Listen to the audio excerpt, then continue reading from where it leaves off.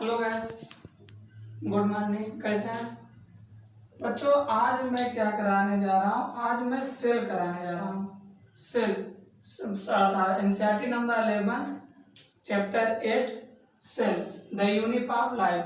अब यूनिट मतलब इस चैप्टर के बारे में पूरा डिस्कशन करेंगे, मतलब पूरा कराएंगे। क्या एनसीईआरटी लाइन टू लाइन, हर एनसीईआरटी पूरी लाइन बोलेंगे। तो जैसे हमारा चैप्टर शुरू होता है the unit of life, chapter का नाम है। सबसे पहले चैप्टर में आता है सेल। सेल क्या होता है? तो मैंने हेडिंग डालता हूँ सेल। सेल सेल क्या होता है? सेल होता है the fundamental structural and functional unit of life. जो सेल होता है वो किसी भी लिविंग आदमी का एक स्ट्रक्चर और फंक्शनल होता है। तो जैसे बिना कोई लिविंग आदमी, जितने भी लिविंग आदमी होते हैं सब में सेल पाया जाता है। तो वही मैं सेल क्या है तो लिखते हैं कि the fundamental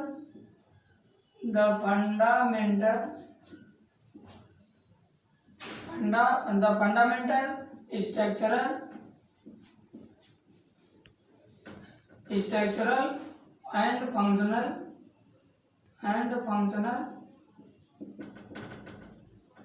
the fundamental structure and function of all living organism।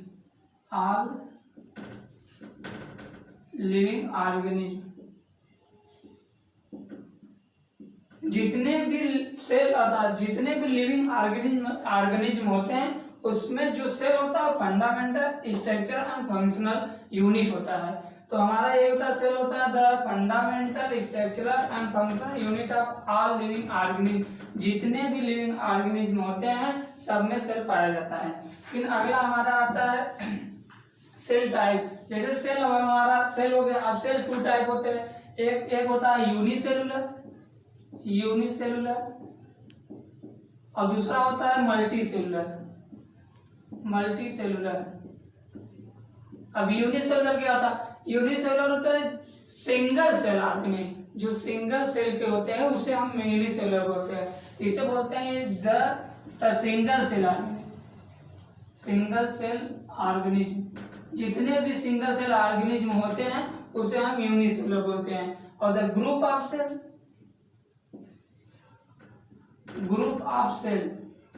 जो ग्रुप ऑफ सेल होते हैं उसे मतलब कई सेल मिलकर बने होते हैं उसे हम मल्टीसेलुलर बोलते हैं। और जब जो सिंगल सेल होता है उसे हम यूनिसेलुलर बोलते हैं।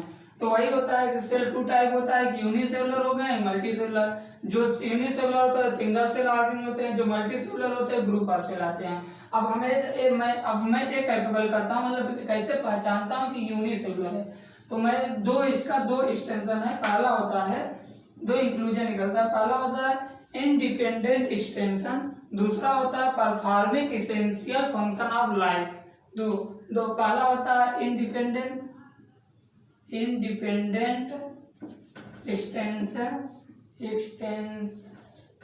एक्सटेंशन और दूसरा होता है परफॉर्मिंग एसेंशियल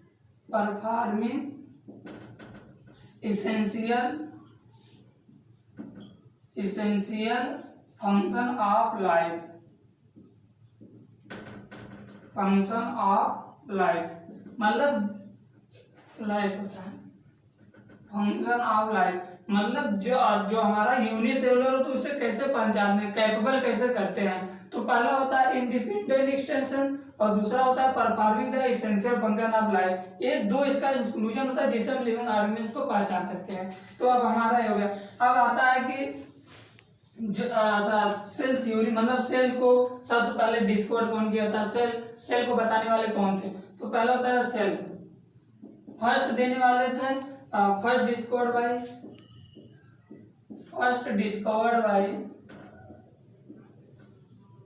सेल को फर्स्ट डिस्कवर करने वाले थे एल्टवान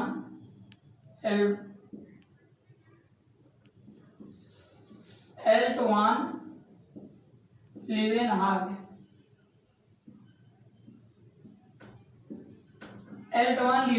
थे जो हमारा सबसे पहले सेल को देखने और खोजने वाले थे। एल्टवान लीवेनहाग। हमारे अक्षर पे ना जाएंगे, हमारे बोली को सुनिए, देखिए मैं क्या बोला, सही बोला, लेकिन लिखने में थोड़ा रेस में कर देता हूँ।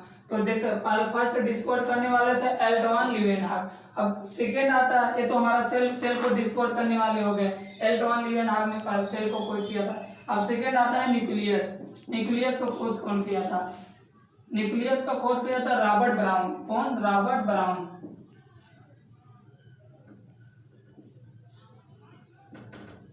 Robert brown. तो न्यूक्लियस को खोज करने वाले थे रॉबर्ट ब्राउन, सेल को खोज करने वाले थे एंटवान लीवेनहॉफ, और न्यूक्लियस को खोज करने वाले थे रॉबर्ट ब्राउन।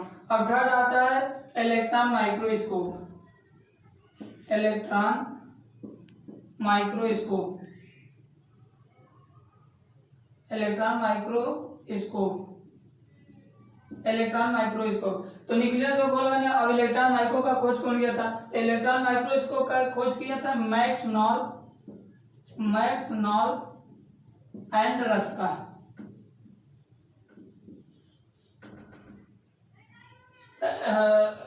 तो हमारा ये हो गया, मतलब डिस्कवर कौन, जैसे हमारा क्या किया, सेल का खोज करने वाले थे एंटवान लीवेनहॉफ, न्यूक्लियस का खोज करने वाले थे रॉबर्ट ब्राउन, और उसके बाद इलेक्ट्रॉन माइक्रोस्कोप का खोज करने वाले आता मैक्स नॉल एंड रस्का। दो लोग, मतलब ये इलेक्ट्रॉन माइक्रोस्कोप का खोज किया था। ये हमारा हो गया सेल, एल्ट्रा इंट्रोडक्शन हो गया, सेल को खोज करने वाले को सेल किसे कहते हैं, ये चीज हो गया। अब हमारा आता है अगला जो हेडिंग आता है, हमारा अगला ये हेडिंग आता है हमारा अगला हेडिंग आता है सेल थ्योरी। अब सेल थ्योरी क्या होता है, अब उसके बारे में जानना। सेल थ्योरी को उसने दिया था, सेल थ्योरी की गिवन कौन कौन बताया था सेल थ्योरी। तो हमारा अगला हेडिंग है सेल थ्योरी। सेल थ्योरी अभी हो गया हमारा सेल थ्योरी। सेल थ्योरी क्या होता है? सेल थ्योरी मतलब दो साइंटिस्ट थे जिसने आके सेल को बताया कि सेल का क्या रीजन है, क्या उसका स्ट्रक्चर है, सेल क्या काम है, उसके बारे में अभी दो साइंटिस्ट आते हैं वो बताते हैं, इसलिए कहते हैं cell theory given by the two scientists Sheldon and Swan. Given by cell theory given by Sheldon and Swan. Cell theory को देने वाले दो साइंटिस्ट थे, फर्स्ट का नाम था शेल्डन और स्वान। अब शेल्डन क्या बताते हैं और स्वान क्या बताते हैं उसके बारे में देखना है, क्योंकि ये तो दे दिए cell theory given by Schleiden and Schwann. अब इसको देखते हैं, अब शेल्डन क्या बताते हैं, स्वान क्या बताते हैं। अब अपना अलग अलग है, एक ही साथ में दोनों लोग, अब वो शेल्डन ने कुछ बताया, स्वान ने कुछ बताया। तो अब देखते हैं शेल्डन क्या बोलते हैं।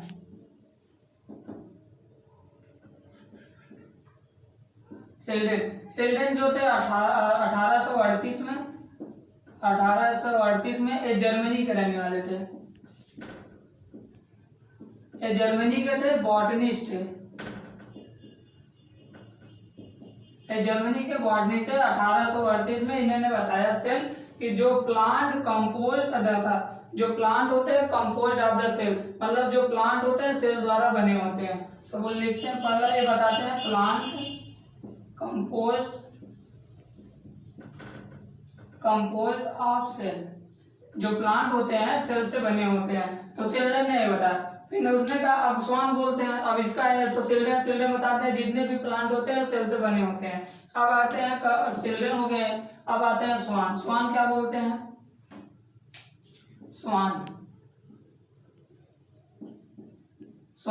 आ गया। स्वान क्या कहते हैं? स्वान कहते हैं कि प्लाज्मा मेम्ब्रेन एराइज, जो प्लाज्मा मेम्ब्रेन होता है एनिमल में होता है, और जो सेल वॉल होता है प्लांट में होता है। ये आते हैं स्वान बताते हैं। तो बोलते हैं कि जैसे प्लांट जो प्लाज्मा मेम्ब्रेन होता है into the cell, plasma membrane into the cell and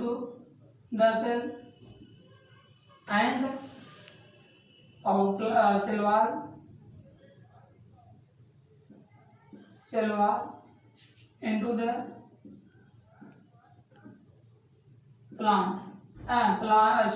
plasma membrane into the animal cell, और जो प्लांट होता है cell wall into the plant. तो जो प्लाज्मा मेम्ब्रेन होता है वो एनिमल सेल में पाया जाता है, और जो सेल वॉल होता है प्लांट में सेल होता है, ये हमारे स्वान ने बताया। और जो शेल्डन ने उन्हें बताया कि जितने भी प्लांट सेल होते हैं सेल से बने होते हैं, कंपोज्ड ऑफ द सेल द्वारा बने होते हैं। और ये स्वान आया, इन्होंने बताया जो प्लाज्मा मेम्ब्रेन होते हैं वो एनिमल सेल में पाए जाते हैं, जो सेल वॉल होते हैं प्लांट में पाए जाते हैं। अब इनका ये तो इनका रीजन हो गया, लेकिन एक चीज है जो चिल्ड्रेन स्वान है इन्होंने ये तो बता दिया कि जो प्लांट होता है वो सेल बना होता है, और जो प्लाज्मा मेम्ब्रेन होता है एनिमल होता है, और जो सेल वॉल होता है प्लांट। लेकिन एक चीज है ये तो बता दिए, लेकिन ये नहीं, दोनों लोग ये नहीं डिसाइड कर पाए कि न्यू सेल कैसे बनते हैं। इसीलिए इसे इस थ्योरी को हाइपोथेटिकल कहा गया, इसी कारण, क्योंकि ये बता ही नहीं पाए कि न्यू सेल कैसे बनते हैं।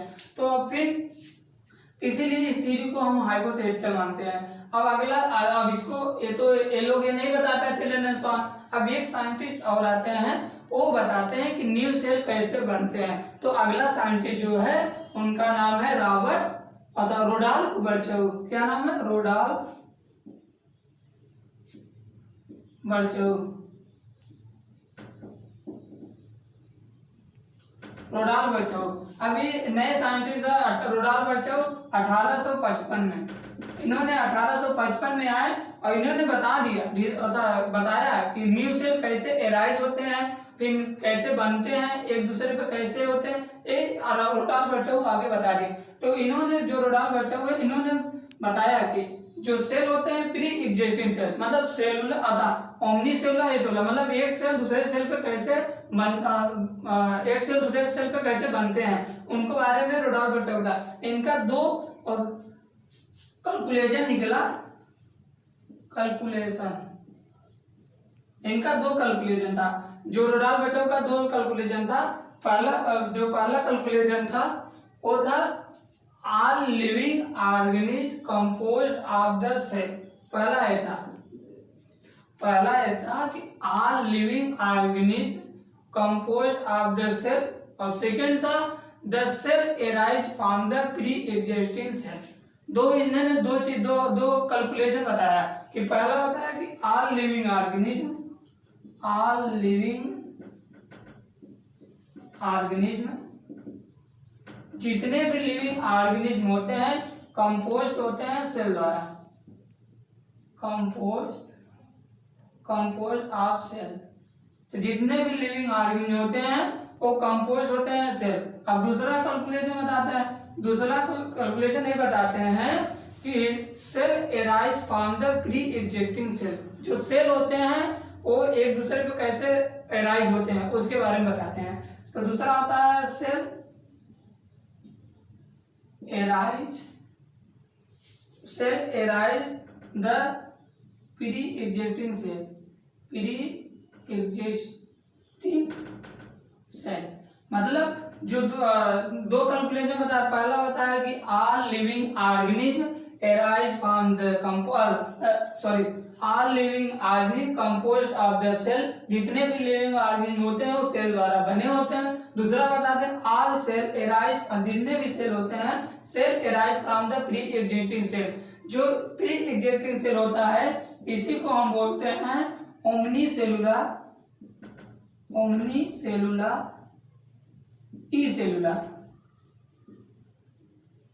ये हमारा हो गया ओमनी सेलुलर ई सेलुलर, मतलब जो जितने भी सेल होते हैं एक दूसरे पे कैसे एराइज होते हैं उसके बारे में रोडाल्फ बर्चौ ने बता दिया। अब इसीलिए न्यू सेल को बताने वाले थे रोडाल्फ बर्चौ, इसीलिए अब सेल थ्योरी तो दे दिए चिल्ड्रेन एंड स्वान, लेकिन उन्होंने ये नहीं बता पाए कि न्यू सेल कैसे एराइज होता है, कैसे बनता है, इसलिए उसको हाइपोथेटिकल कर दिया गया। लेकिन इसके बाद आते हैं रोडाल्फ बर्चौ ने मतलब इन्होंने ये बता दिया जो न्यू सेल होते हैं कैसे बनते हैं। तो इन्होंने बताया कि all living organism composed of the cell, जितने भी लिविंग ऑर्गेनिज्म होते हैं सेल द्वारा बने होते हैं।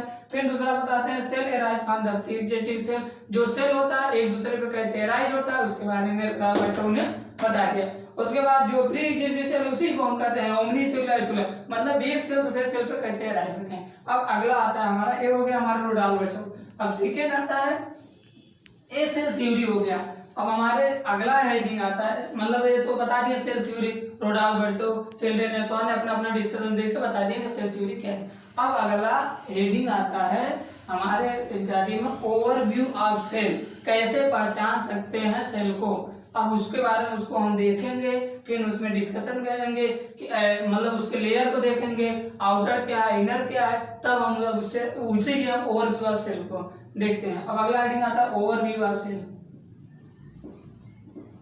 Overview of cell. अब ओवरव्यू देखते हैं, ओवरव्यू ऑफ सेल क्या होता है। अब ओवरव्यू सेल क्या होता है, सबसे पहले हम इसको एक दो सेल लेंगे, मतलब एक सेल लेंगे, उसके बाद उसमें देखेंगे माइक्रोस्कोप से क्या चीज, क्या डिफरेंस है, क्या नहीं है, तब तो हम जान पाएंगे कि क्या सेल का क्या। अब सेल बताएंगे, सेल तो ये लोग बता के चले गए, लेकिन सेल में क्या रीजन क्या होता है, ये सब तो बताए नहीं। अब उसके लिए हम आते हैं ओवरव्यू। अब सेल का स्ट्रक्चर लेते हैं, उसको अपना काट के किसी तरह अब उसको देखते हैं सेल को। तो मैंने क्या किया, एक प्याज लिया, जैसे मैंने एक प्याज ले लिया, एक प्याज लिया,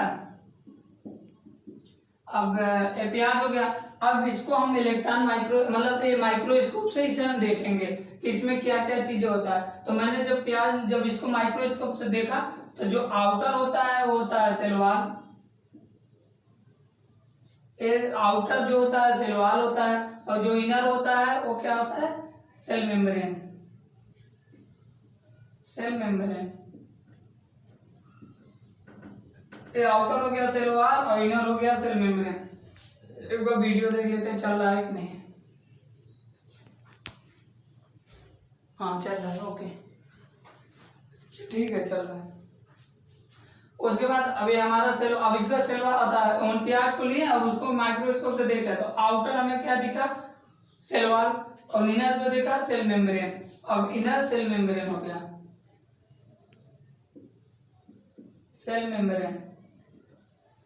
अब फिर इसके बाद ये तो प्याज लेकर एनिमल प्लांट में देख लिया, अब फिर ह्यूमन सेल लेते हैं। और ह्यूमन सेल में क्या देखते हैं, देखो ह्यूमन सेल लिए, ह्यूमन सेल ले लिए। जब ह्यूमन सेल लिए, अब इसको देखते हैं, इसमें क्या देखें, आउटर क्या होता है, इनर का। तो आउटर देखे जो क्या कहते हैं, डेलिमिटिंग सेल मेम्ब्रेन हमें देखा, क्या डेलिमिटिंग सेल मेम्ब्रेन, आउटर दिखा हमें डेलिमिटिंग सेल मेम्ब्रेन।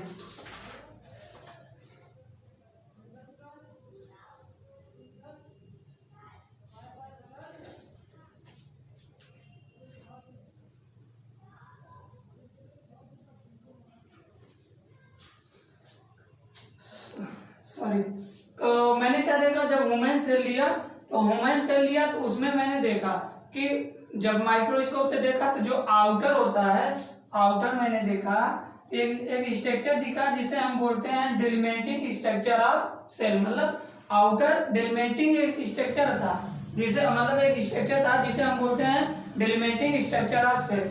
आउटर जो होता है, आउटर होता है delimiting structure of cell, delimiting structure of cell, outer. फिर इनर देखते हैं, इनर क्या करते हैं, इनर जब इनर देखे वहां एक डेंस मेम्ब्रेन पाया गया, डेंस मेम्ब्रेन, जिसे डेंस मेम्ब्रेन के अंदर न्यूक्लियस, जिसे हम बोलते हैं न्यूक्लियस मेम्ब्रेन। तो हम अंदर देखे तो उसमें यहाँ लिखा डेंस मेम्ब्रेन स्ट्रक्चर देखा, डेंस मेम्ब्रेन स्ट्रक्चर, जिसे हम बोलते हैं न्यूक्लियस मेम्ब्रेन, न्यूक्लियस मेम्ब्रेन। हाँ, तो हमें आउटर जो देखता, आउटर दिखा तो डेलिमिटिंग स्ट्रक्चर ऑफ सेल, इनर देखा तो डेंस मेम्ब्रेन एक स्ट्रक्चर जिसे हम बोलते हैं न्यूक्लियर मेम्ब्रेन। अब न्यूक्लियस मेम्ब्रेन, अब उसके बाद अब देखते हैं इसके अंदर, अभी तो सेल के बारे में देख लिए, अब देखते हैं जब उसके अंदर देखें तो एक सेमी फ्लूइड दिखाई दिया। जब दोनों में मतलब अब एक जो सेल होता है, अब हमने क्या दो स्टेप, दो चीजों डिवाइड कर दिया, एक यूकैरियोटिक एक प्रोकैरियोटिक। मतलब यूकैरियोटिक जो होते हैं, जितने भी न्यूक्लियर मेम्ब्रेन होता है वो यूकैरियोटिक होता है, और जितने भी न्यूक्लियर मेम्ब्रेन नहीं होता है प्रोकैरियोटिक। इसीलिए हम डिसाइड कर दे, फिर उसको हम सेल द्वारा ही अलग कर दिए, एक यूकैरियोटिक कर दिया, एक प्रोकैरियोटिक कर दिया। तो हम देखते हैं अगला स्ट्रक्चर जो आता है न्यूक्लियर मेम्ब्रेन, तो एक उसमें दोनों मतलब प्रोकैरियोटिक यूकैरियोटिक जो होते हैं, जितने भी मेम्ब्रेन ऑर्गेनल होते हैं वो यूकैरियोटिक होते हैं, जितने भी नॉन मेम्ब्रेन ऑर्गेनल होते हैं प्रोकैरियोटिक होते हैं, एक्सेप्ट राइबोसोम। राइबोसोम जो होता है दोनों में होता है, प्रोकैरियोटिक और यूकैरियोटिक दोनों में होता है। तो इसीलिए मैं देखता हूँ। अब उसके बाद देखता हूँ जो हमारा क्या कहते हैं न्यूक्लियर मेम्ब्रेन होता है, इसमें और उसके अंदर हाँ प्रोकैरियोटिक जो न्यूक्लियर मेम्ब्रेन होता है, न्यूक्लियर मेम्ब्रेन जो न्यूक्लियर मेम्ब्रेन होता है यूकैरियोटिक में होता है, और जो न्यूक्लियर मेम्ब्रेन एब्सेंट होता है, जिसमें एब्सेंट होता है उसे बोलते हैं प्रोकैरियोटिक। दोनों मतलब जिसमें न्यूक्लियर मेम्ब्रेन होगा उसे हम यूकैरियोटिक बोलते हैं, जिसमें एब्सेंट होगा उसे हम प्रोकैरियोटिक लेते हैं। लेकिन एक स्ट्रक्चर है जो दोनों में पाया जाता है ना, मतलब जैसे हम बोलते हैं जिसे बोलते हैं semi fluid structure. Semi fluid structure जो होता है, सेमी फ्लूइड जो सेमी फ्लूइड स्ट्रक्चर होता है इसे बोलते हैं साइटोप्लाज्म। साइटोप्लाज्म जो हमारा सेमी फ्लूइड एक दोनों में मतलब जो प्रोकैरियोटिक दोनों में साइटोप्लाज्म मतलब सेमी फ्लूइड स्ट्रक्चर बोलते हैं, जो साइटोप्लाज्म कहते हैं, जो दोनों में पाया जाता है। प्रोकैरियोटिक और बोथ प्रोकैरियोटिक एंड यूकैरियोटिक दोनों में पाया जाता है। तो सेमी फ्लूइड स्ट्रक्चर का साइटोप्लाज्म। साइटोप्लाज्म जो बोथ मतलब both prokaryotic and eukaryotic, both prokaryotic and eukaryotic दोनों में पाया जाता है। प्रोकैरियोटिक और यूकैरियोटिक दोनों में पाया जाता है। डेंस मेम्ब्रेन स्ट्रक्चर और सेमी फ्लूइड स्ट्रक्चर होता है जिसे हम साइटोप्लाज्म कहते हैं, ये हमारा प्रोकैरियोटिक और यूकैरियोटिक दोनों में पाया जाता है। अब अगला आता है एक नॉन मेम्ब्रेन स्ट्रक्चर होता है जिसे हम बोलते हैं क्या, राइबोसोम।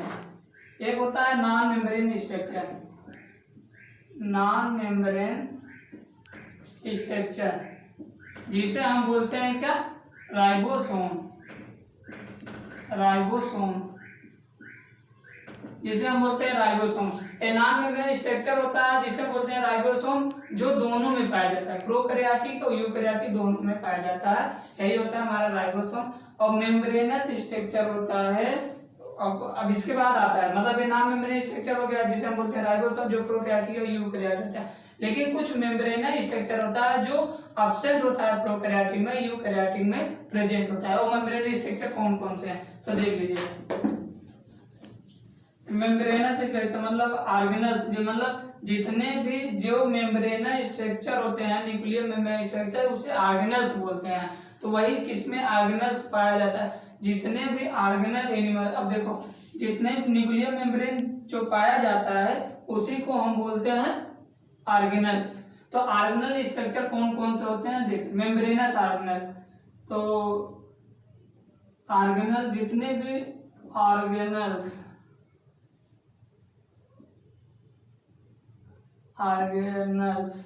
जो ऑर्गेनल स्ट्रक्चर वाले होते हैं कौन कौन से होते हैं, तो सबसे पहले हम डालते हैं, पहला होता है हमारा एंडोप्लाज्मिक रेटिकुलम।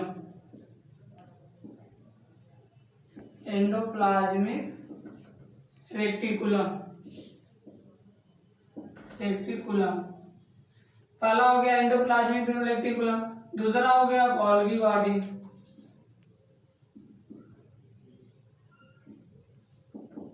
Golgi bodies. अब तीसरा होता है लाइसोसोम,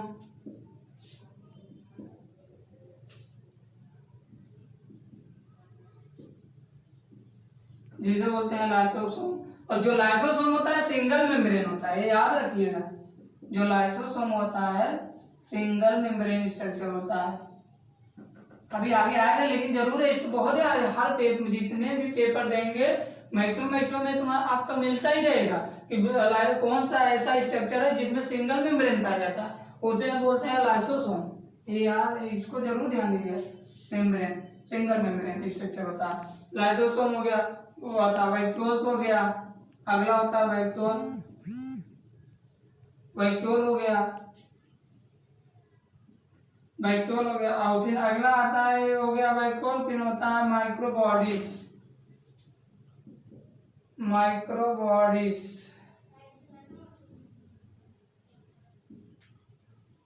माइक्रो बॉडीज में मतलब ये जितने स्ट्रक्चर है सब मेम्ब्रेन ऑर्गेनेल्स होते हैं, सब में मेम्ब्रेन पाया जाता है। तो ये जो होता है मेम्ब्रेन ऑर्गेनेल जितने भी स्ट्रक्चर होते हैं यूकैरियोटिक में होते हैं, प्रोकैरियोटिक में एब्सेंट होते हैं, एक्सेप्ट एक आता है एनिमल,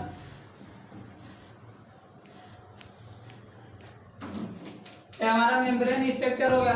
अब आता है अगला एक एक एक स्ट्रक्चर जो होता है नॉन मेम्ब्रेन होता है एनिमल सेल में, एक नॉन मेम्ब्रेनस स्ट्रक्चर होता है एनिमल जिसे हम बोलते हैं सेंट्रियोल, जो एनिमल में पाया जाता है, प्लांट सेल में एब्सेंट होता है। तो उसे कहते हैं non membrane structure in animal cell, non membranous structure in animal cell, animal cell जिसे हम बोलते हैं क्या सेंट्रियोल। तो यही है, इसको ध्यान देना है कि हमारा जो एनिमल सेल होता है उसमें एक नॉन मेम्ब्रेनस होता है जिसे हम सेंट्रियोल बोलते हैं। अब आता है हमारा क्या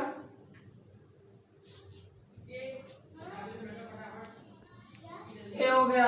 अब देख ली मैंने इतना देख लिया कि ओवरव्यू इसका देखा कि ओवरव्यू में क्या होता है। तो ओवरव्यू हमारा यही था, जितने भी मेम्ब्रेनल ऑर्गेनल्स होते हैं वो यूकैरियोटिक में होते हैं, जितने भी नॉन मेम्ब्रेनल होते हैं मतलब जिसमें मेम्ब्रेन नहीं पाया जाता है, जैसे एक होता है राइबोसोम तो दोनों पाया, लेकिन जितने भी मेम्ब्रेन ऑर्गेनल यूकैरियोटिक में होते हैं प्रोकैरियोटिक में एब्सेंट होते हैं। फिर अगला आता है हमारा, अब उसका फिर सेल को देखा, सेल में क्या होता है आउटर सेल हुआ था, इनर सेल मेम्ब्रेन था प्याज में। फिर वुमेन में देखा तो वुमेन में देखा आउटर का डेलिमिटिंग स्ट्रक्चर ऑफ सेल था और इनर था dense membrane of structure nucleus था। फिर न्यूक्लियस देखा जितने में भी न्यूक्लियर मेम्ब्रेन पाया गया उसे मतलब इसी के न्यूक्लियर मेम्ब्रेन के हिसाब से दो पार्ट में यूकैरियोटिक और प्रोकैरियोटिक, जितने भी न्यूक्लियर मेम्ब्रेन जिसमें जिसमें पाया गया उसे यूकैरियोटिक में डाल दिया, जिसमें नहीं था उसे प्रोकैरियोटिक में डाल दिया। फिर एक होता है हमारा नॉन मेम्ब्रेन स्ट्रक्चर, जो नॉन मेम्ब्रेन स्ट्रक्चर था उसे हम बोलते हैं राइबोसोम,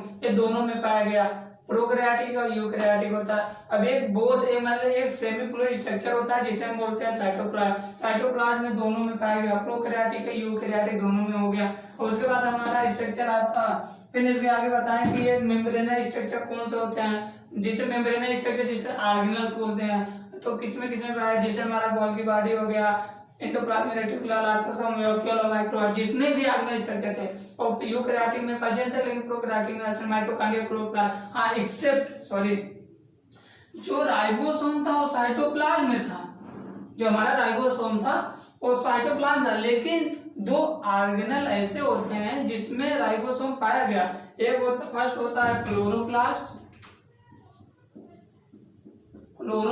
और एक दूसरा होता है, पहला हो गया क्लोरोप्लास्ट, सेकेंड हो गया माइटोकॉन्ड्रिया,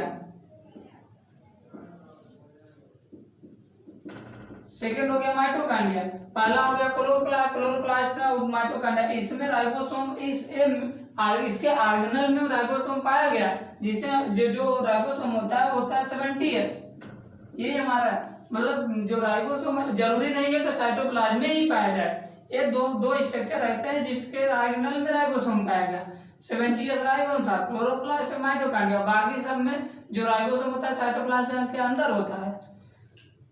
ये हमारा हुआ ओवरव्यू ऑफ सेल। अब अगला आता है, अब हम सेल को कैसे पहचान ले, सेल का डायमीटर देखते हैं, फिर सबसे लार्जेस्ट सेल क्या आता है, लार्जेस्ट सेल क्या था, अब उसके बारे में डिफरेंट मतलब जो था सेल डिफरेंट होते हैं, अब उसके बारे में मुझे उसके शेप साइज के हिसाब से मतलब मैंने उसका ओवरव्यू करा दिया था सेल का।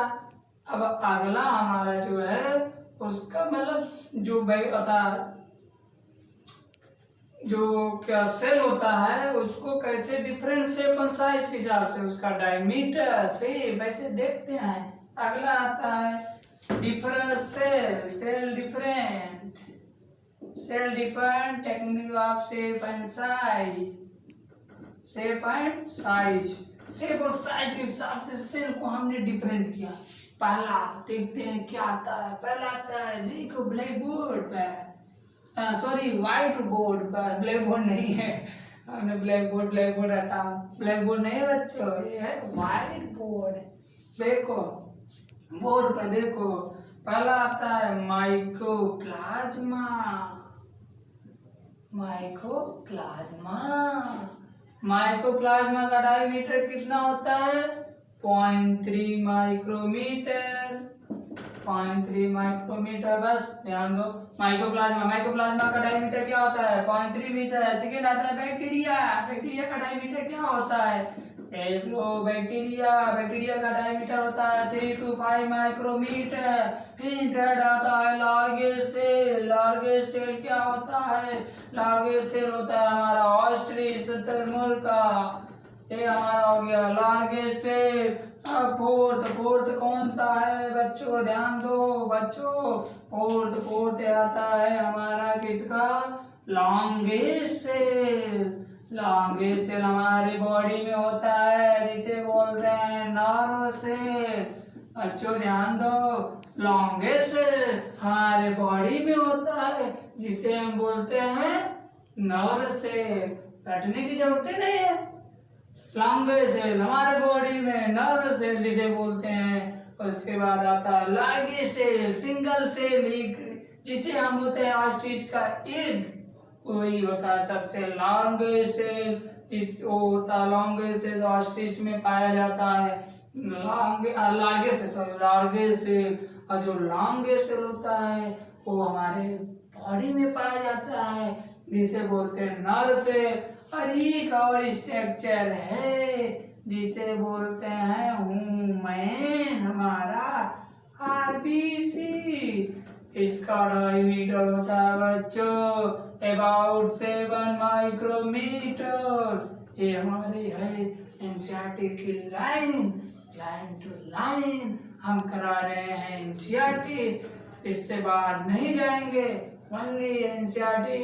इसे बोर्ड के बच्चों भी देख अगर रट ले, क्योंकि बोर्ड में रटना बहुत जरूरी होता है, उसमें हमें लिखना होता है। इसमें और कॉम्पिटिटिव एग्जाम में हमें केवल ध्यान देना है, मतलब उसको रटना तो जरूरी है, रटना तो है ही, उस पर थोड़ा दिमाग भी लगा देना है, जिससे हमारा क्वेश्चन गलती ना हो। फिर हमारा ये हो गया क्या?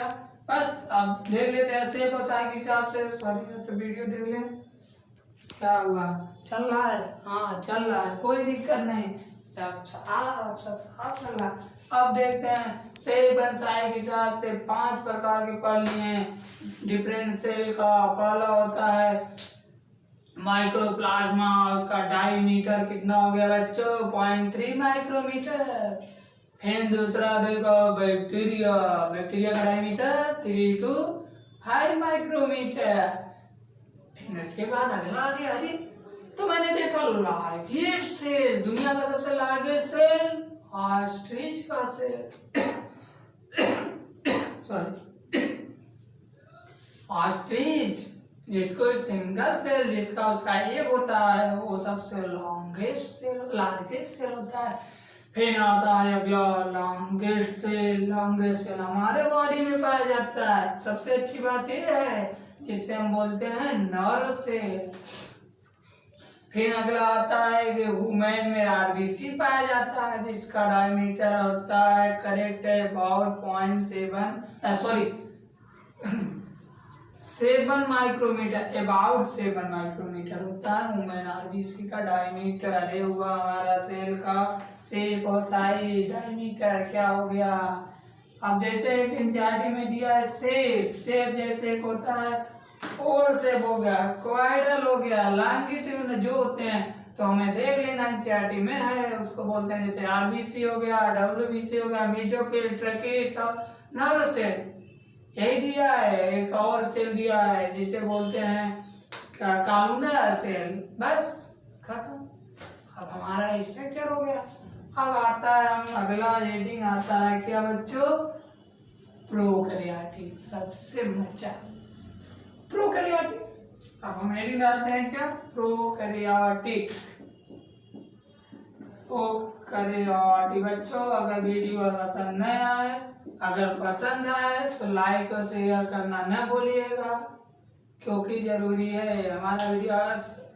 एक चीज है, परफेक्ट है, एनसीईआरटी पूरा है, जो लाइन करा रहा हूँ एनसीईआरटी करा देना। उसके बाद अगर पसंद आए तो लाइक और शेयर करिए, ना पसंद आए डिस्ट्रॉय, खत्म, हटा दिए, मतलब देखिए। लेकिन हम अपना कोशिश 100% दे रहा हूँ कि सही सही अच्छे से कर जाए, क्योंकि आजकल टीचर जो देख रहे हैं भाई, सब भाई पैसे है, अपना लिए लैपटॉप पेपर, उसके बाद खोले एनसीईआरटी डाउनलोड, एनसीईआरटी खोले, बच्चों लाइन लाइन रगड़ो रगड़ो रगड़ो, हो गया, पढ़ो। अरे बच्चा एनसीईआरटी लिया है तो पढ़ने के लिए लिया है ना, वो भी तो पढ़ सकता, आप रगड़ेंगे तभी वो पढ़ेगा नहीं, इसलिए उसको ऐसे पढ़ाओ भाई। हर चीज आप ब्लैक बोर्ड पर बताइए अथवा व्हाइट बोर्ड पर बताइए, बच्चे के दिमाग में जाए, उसके बाद तब वो अपना एनसीईआरटी खोले और पढ़ेगा, वो पढ़ाए तब इससे मजा आता है। हम भी पढ़े हैं। अब बच्चों आ गया हमारा प्रोकैरियोटिक सेल। अब प्रोकैरियोटिक सेल क्या, हम तो पहले जान चुके हैं प्रोकैरियोटिक सेल जिसमें मेम्ब्रेन नहीं होता, न्यूक्लियर मेम्ब्रेन, प्रोकैरियोटिक होता है, जिसमें होता है वो यूकैरियोटिक होता है, तो जानेंगे। अब देखते हैं प्रोकैरियोटिक सेल क्या।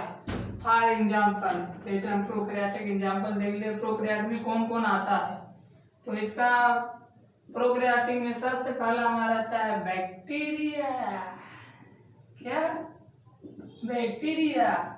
दूसरा आता है blue green algae, blue green algae. बच्चों थोड़ा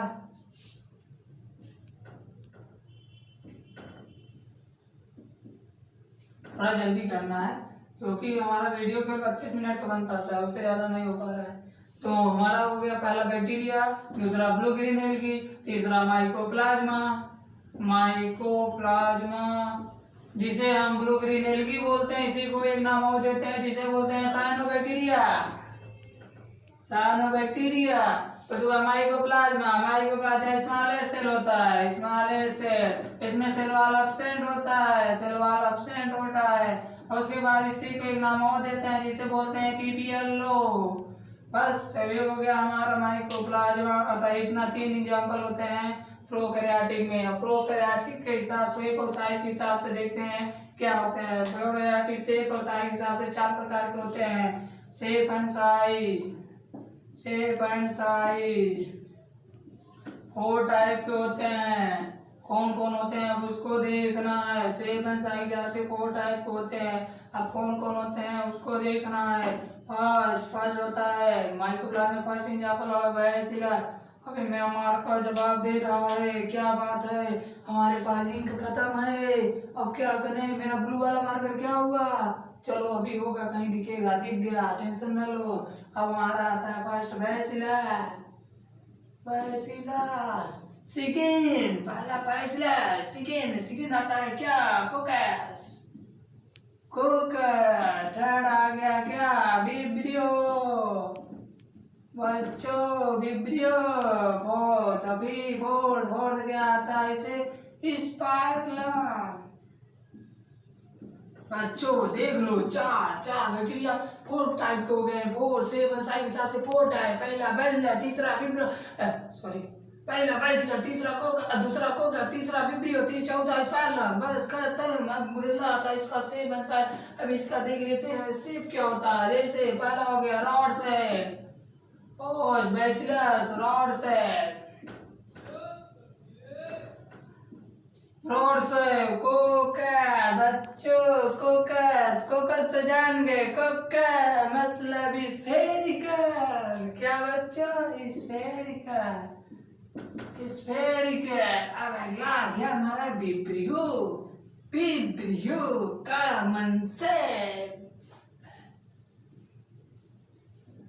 कॉमन सेल। अब बच्चे इतना मजा आएगा कि आप सोच भी नहीं सकते। Spiral, spiral, spiral. बस बच्चों इतना हो गया। अब हमें देखना क्या है, बस एक बार देख लो, निगाह मार लो, मार ले। अब इसको हम देते हैं व्हाइट कर दिए। व्हाइट मतलब ब्लैक, ब्लैक, ब्लैक मतलब कुछ नहीं बचा। अब हम अपने दिमाग से बैठते हैं, एक बार देख लिए। अब बोलो बच्चों, first bacillus, second coccus, third vibrio, fourth spirillum. बस खत्म। अब उसका शेप देख लीजिए, bacillus rod shape, coccus spherical, vibrio commas है, स्पाइरलम स्पाइरिकल मतलब हम अपने कापी किताब को स्पाइरल करते हैं उसे क्या बोलते हैं स्पाइरलम। स्पाइरलम का शेप होता है स्फेरिकल का स्पाइरलम का शेप होता है स्पाइरल। बस खत्म, ये हो गया हमारा एक्सेपन। साइड हिसाब से बच के बैक्टीरिया कितने प्रकार हो गए 4 प्रकार के। अब हमारा एक एग्जाम्पल आता है, अब हम देखते हैं प्रोकैरियोटिक क्या और कुछ बता सकते हैं। हाँ है हमारे पास बताने के। क्या देखो बच्चों, अब अगला आता है हमारा प्रोकैरियोटिक। जितने भी प्रोकैरियोटिक होते हैं सब में सेल वॉल होता है। एक बार अपना पेन तो उठा लूं।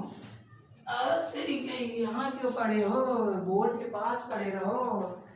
अब देखो बच्चों, अब हम देखते हैं एनसीईआरटी उठाए होता, उसके बाद जब इतना हो गया आप देखते हैं और क्या हम जानते हैं। तो जानते हैं जो प्रोकैरियोटिक होता है उसमें सेल वॉल होता है, लेकिन एक्सेप्ट माइकोप्लाज्मा। माइकोप्लाज्मा प्रोकैरियोटिक है, अभी एग्जांपल में बता दिया, लेकिन उसमें सेल वॉल एब्सेंट होता है, नहीं प्रेजेंट होता है बच्चों। फिर नहीं हो गया हमारा माइकोप्लाज्मा।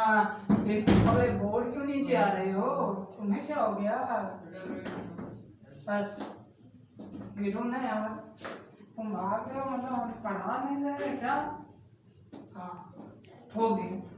इसके बाद हमारा क्या हो गया, अब सेल वॉल प्रेजेंट होता है, एक्शन माइकोप्लाज्मा में नहीं होता है। लेकिन प्रोकैरियोटिक में एक्सोमी फ्लूइड होता है जिसे हम बोलते हैं cytoplasm. Semi fluid structure is called cytoplasm. ये होता है हमारे बैक्टीरिया में।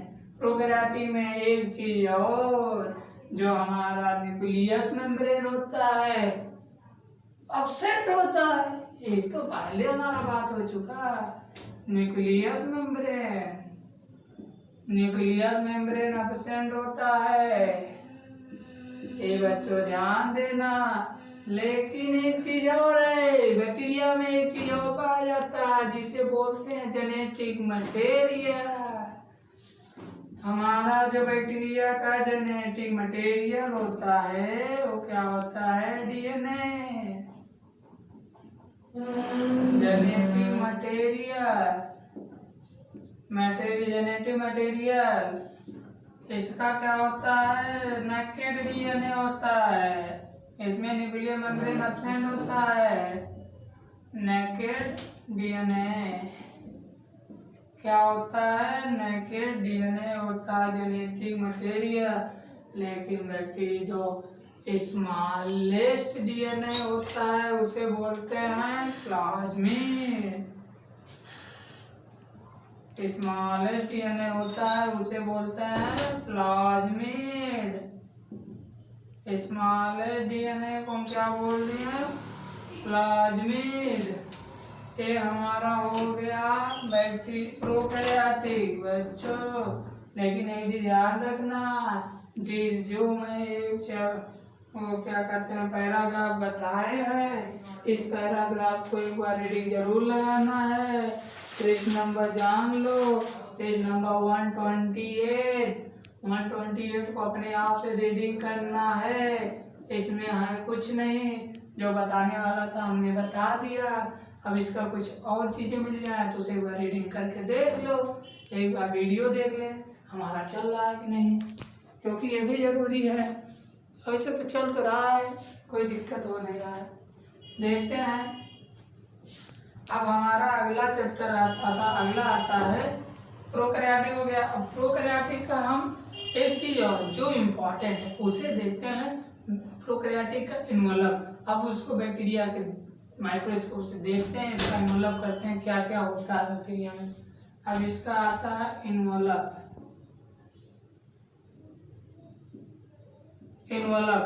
बैक्टीरिया का जब इन्वॉल्व किया तो इसमें 3 स्ट्रक्चर पाया गया। फर्स्ट होता है ग्लाइकोकैलिक्स।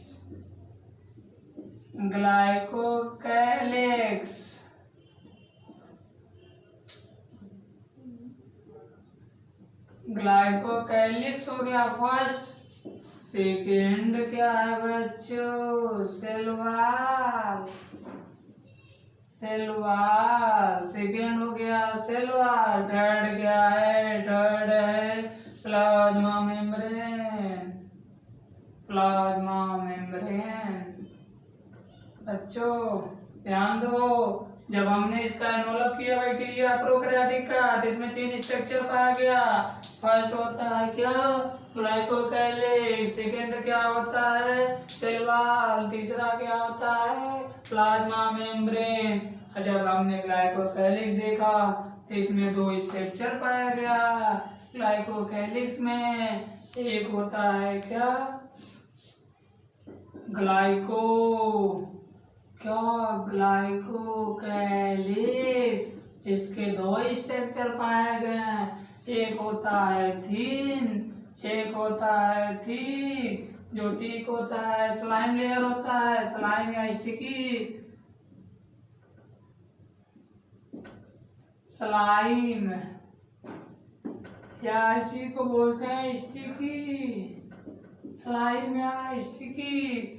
और इसके बाद एक जो थिक होता है इसे बोलते हैं कैप्सूल। बच्चों ध्यान देखो ग्लाइकोकैलिक्स जब देखा पहली बार, जब प्रोकैरियोटिक स्ट्रक्चर देखा तो इसमें 3 स्ट्रक्चर दिखे। First glycocalyx, second cell wall, third plasma membrane. फिर ग्लाइकोकैलिक्स को देखा तो इसमें 2 दिखाई, थिन दिखाई थी। जो थिन होता है वो स्लाइम या स्टिकी बोलते हैं, जो थिक होता है उसे कैप्सूल बोलते हैं। अब आता है इसका सेकेंड। अब हम आ जाते हैं सेकेंड। सेकेंड होता है क्या बच्चों? Cell wall. Cell wall. जब मैंने सेल वॉल देखा बच्चों तो हमने देखा इसमें 2 स्ट्रक्चर दिखा। एक होता है ग्राम पॉजिटिव, सेकेंड होता है ग्राम निगेटिव। बच्चों एक हो गया ग्राम पॉजिटिव, सेकेंड हो गया ग्राम नेगेटिव। बच्चों ध्यान दो, जो ग्राम पॉजिटिव होता है ग्राम नेगेटिव होता है। अब इस पे एक चीज हो जाएगा, जो ग्राम पॉजिटिव होता है वो क्या होता है? थिकर। जो ग्राम नेगेटिव होता है वो क्या होता है बच्चों? थिन। एक ग्राम पॉजिटिव हो गया, ग्राम नेगेटिव, एक थिक हो गया, थिन हो गया। फिर इसके सेल वॉल का स्ट्रक्चर देखे तो इसमें 2 लेयर पाया गया। एक आउटर पाया गया, एक इनर पाया गया। अब यहाँ हम ले लेते हैं आउटर, दूसरा इनर। आउटर जो होता है वो बना होता है किस चीज का? Lipid polysaccharide. Lipid polysaccharide. और जो इसके इनर वाला होता है वो होता है किसका? पेप्टाइडो ग्लाइकन। क्या बच्चों? पेप्टाइडो ग्लाइकन। फर्स्ट हो गया लिपिड पॉलीसेकेराइड आउटर, और दूसरा हो गया पेप्टाइडो ग्लाइकन। जो लिपिड पॉलीसेकेराइड होता है बच्चों ध्यान दो, लिपिड पॉलीसेकेराइड जो होता है ग्राम पॉजिटिव और ग्राम नेगेटिव। जो लिपिड पॉलीसेकेराइड होता है, लिपिड पॉलीसेकेराइड जो होता है ये इसमें एब्सेंट होता है, इसमें प्रेजेंट होता है। मतलब लिपिड पॉलीसेकेराइड ग्राम पॉजिटिव में नहीं पाया जाता है, ग्राम नेगेटिव में पाया जाता है। और जो सेकेंड होता है पेप्टाइडोग्लाइकान, इनर वाला पेप्टाइडोग्लाइकान।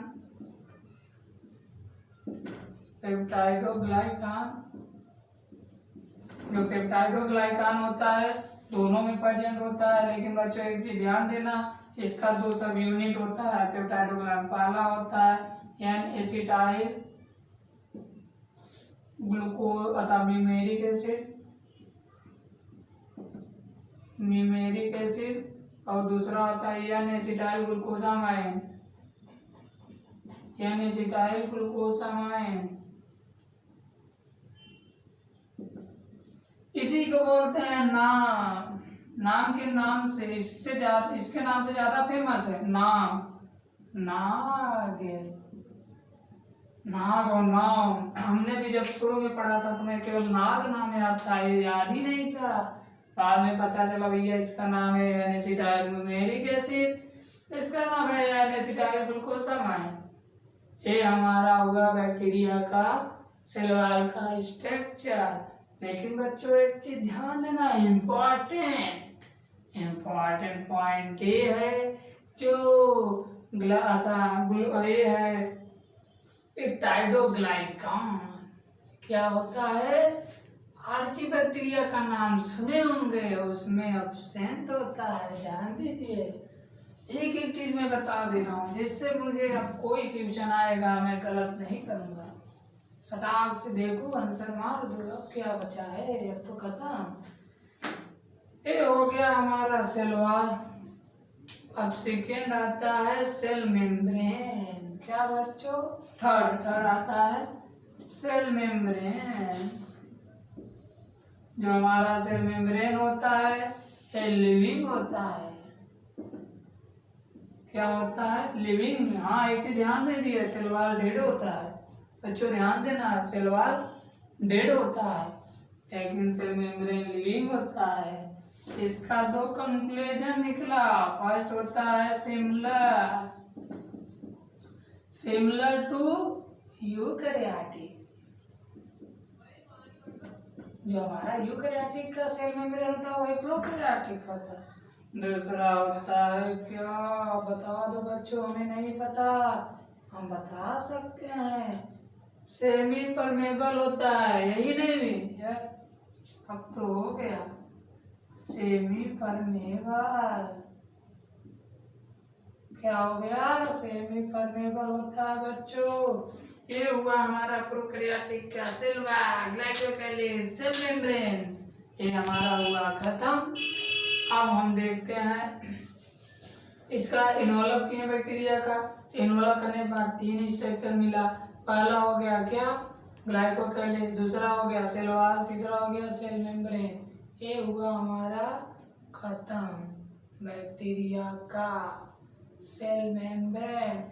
लेकिन बच्चों अब आता है हमारा एक स्ट्रक्चर प्रोकैरियोटिक में पाया जाता है जिसे हम क्या बोलते हैं बच्चों?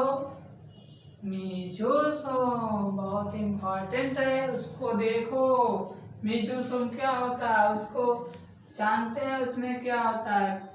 पृष्ठ नंबर 20 है, रीडिंग कर लेना बच्चों, ज्यादा नहीं। केवल प्रोकैरियोटिक का उसके नीचे मैं बता दिया हूँ, उतना ध्यान देना, उससे ज्यादा कुछ नहीं आता है। अब हम आते हैं अगला स्ट्रक्चर, क्या होता है? मेसोसोम।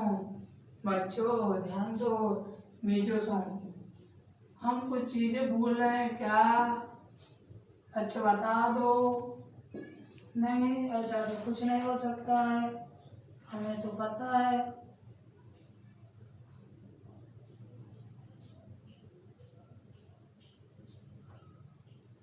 नहीं बच्चों, सही किए। और अब हमने जब मेसोसोम खोला, जब मैंने मेसोसोम को देखा तो उसमें तीन स्ट्रक्चर दिखाई दिए बच्चों, ध्यान दो। व्हाइट बोर्ड पर यहाँ लिखा है, दिख रहा है? नहीं दिख रहा है, तुम लोग देखो तो, लिखा है, देखो। पहला लिखा है वेसाइका, लिखा है, देखो, दिख ही नहीं रहा तुम लोग को। सेकंड लिखा है, लिखा है, देखो तो, टिबुल, देख लो यार, लिखा है। थर्ड भी लिखा है, तुम्हें देखना नहीं आता है, लेमली, देखो कह रहे हो नहीं लिखा है, लिखा है। पहले ध्यान से देखो, किसी चीज को ध्यान से देखोगे तो दिखेगा, हर चीज दिखेगा। पहला वेसाइकल दिखा, दूसरा ट्यूबवेल दिखा, तीसरा लेमली लिखा।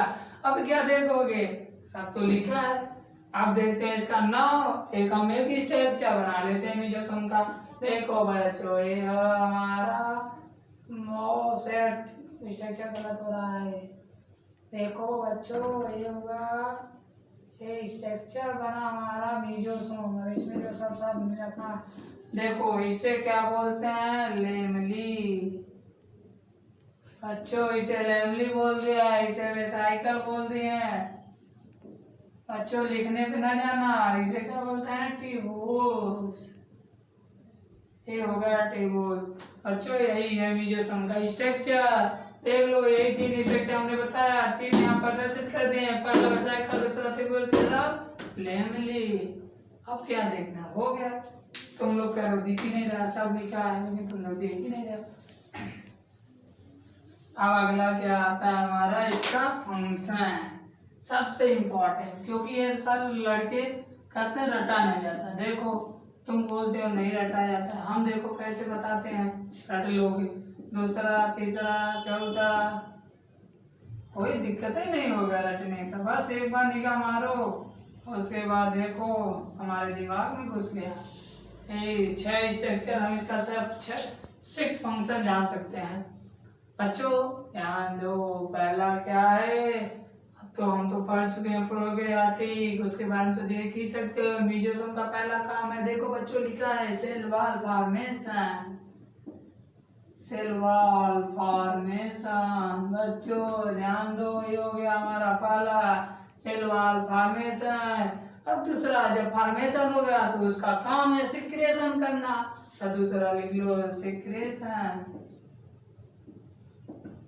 सिक्रेशन, जब सिक्रेशन हो गया देखती जाओ आएगा डीएनए रेप्लिकेशन कर देगा। Formation, secretion, replication, DNA replication. जब रेप्लिकेशन हो गया तो इसका एक काम और होगा, सरफेस एरिया बढ़ा देगा, increase surface area, increase surface area. नहीं, इसको अभी बाद में लिखो तो ज्यादा मजा आएगा। पहला फॉर्मेशन किया, फिर इंटीग्रेशन किया, फिर रेप्लिकेशन किया, रिस्पायरेशन कर देगा, तो मजा आएगा रटने में। रिस्पायरेशन, रिस्पायरेशन हो गया। थर्ड क्या हो गया, आप बोलो increase surface area, increase surface area, increase surface area. Fourth six देखो, इंक्रीज एंजाइमेटी, क्या इंक्रीज